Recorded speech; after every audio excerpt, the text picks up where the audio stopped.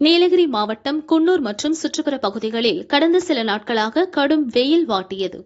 இந்நிலையில் சனிக்கிழமை இரவு 2 மணி நேரத்திற்கும் மேலாக கனமழை பெய்தது. சுற்றுலா ஸ்தலமான லேம்ஸ் ராக் செல்லும் சாலையில் மழையின் காரணமாக 2 மரங்கள் அவ்வழியாக வந்த கார்கள் மீது விழுந்தன. இதில் 2 கார்கள் சேதமடைந்தது. எனினும் கார்களில் இருந்த பெங்களூரு சுற்றுலா பயணிகள் மற்றும் டிரைவர்கள் அதிர்ஷ்டவசமாக உயிர் தப்பினர். தீயணைப்புத் துறையினர் அங்கு சென்று மரங்களை வெட்டி அகற்றினர். அப்பகுதியில் 2 மணி நேரத்திற்கும் மேல் போக்குவரத்து பாதிக்கப்பட்டது.